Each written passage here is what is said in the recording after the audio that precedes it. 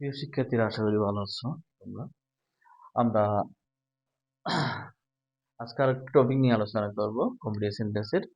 দেখো, এটা হচ্ছে কুমিল্লা বোর্ডে 24 আছে, ঢাকা বোর্ড 24, সিটি বোর্ড মানে চট্টগ্রাম বোর্ড 24, ঢাকা বোর্ড আবার 23। With a view to would your mind competitive sentence এইচএসসির ইংলিশ সেকেন্ড পার্টের। তো আমাদের ধারাবাহিক আলোচনা চলতেছে, তোমরা আশা করি সবগুলো দেখলে বুঝতে পারবা। তাহলে এখানে এটার পরে উইথ দ্য ভিউ টু অথবা ওডিও মাইন্ডের পরে বারবন প্লাস আইনজি, বারবন মানে মূল বারণের সাথে আইন যুক্ত করতে হবে। এভাবে আমাদের সেন্টেন্সটা কমপ্লিট করতে হবে। তোমাদের অর্ধেক দেওয়া থাকবে, বাকি অর্ধেকটা তোমাকে কমপ্লিট করতে হবে। এটা অনেক সাল আছে, আরো অনেক সাল আছে, আমি জাস্ট চারটা উল্লেখ করে দিলাম তোমাদের বোঝার সুবিধার্থে। দেখো, I have to go to station, আমাকে স্টেশনে যেতে হয়েছে। With a view two, with a view two জন্য বা কারণে। তাহলে এখন এই উইথ আ ভিউ টু পরে 12টা লাইন হবে, তাহলে কি করতে হবে? আমি অনেকভাবে লিখতে পারি এটা, অর্থপূর্ণ হলে হবে। তাহলে আমি মিটিং লিখতে পারি, sorry, meeting with my friend, ঠিক আছে। অথবা আমি লিখতে পারি রিসিভিং মাই আঙ্কল, আমার আঙ্কেলকে রিসিভ করার জন্য। তাহলে বারবের সাথে টুর পরে আইন যুক্ত করতে হবে। কিন্তু আমরা এক নম্বর বারবে করছিলাম, মনে আছে, টুর পরে মূল বারব বলে। যখন ওইটা ভিউ টু হবে তখন বারবের সাথে আইন যুক্ত হতে হবে। এটা হচ্ছে একটু ব্যতিক্রম রুলসটা।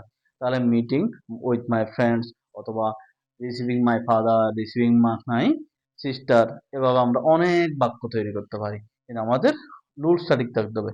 ওডিও মাইন্ড দিয়ে দেখো একটা, it is too hot inside the room. Too hot, খুবই গরম। ইনসাইড দ্য রুম, রুমের মধ্যে। তাহলে কক্ষের মধ্যে খুবই গরম।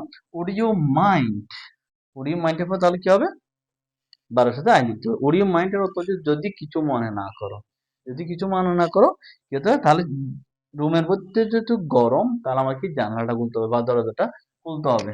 তাহলে would you mind opening the door, opening the door এটা লিখতে পারি আমরা।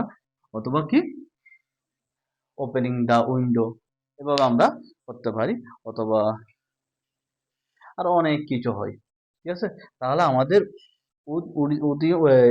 With a view to audio mind, এই দুটার পরে 12-এর সাথে আইন যুক্ত হতে হবে। তাহলে আমাদের অর্থপূর্ণভাবে আমাদের বাক্যগুলো কমপ্লিট করতে হবে। আশা করি বুঝতে পারছো। আর কমিটি সেন্টেন্স করার সময় একটা খেয়াল রাখবা, এটা ঘাবড়ানোর দরকার নাই।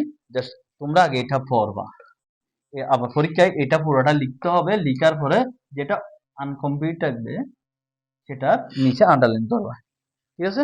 তাহলে এভাবে তোমরা বিস্তারিত ভাবে আরো ক্লাস পেয়ে যাবা। যারা আমার চ্যানেলটি সাবস্ক্রাইব করছো তাদেরকে ধন্যবাদ। আশা করি যারা করো না তারা ভিডিওটা দেখবা এবং সাবস্ক্রাইব করবা নেক্সট ভিডিও করার জন্য। থ্যাংকস।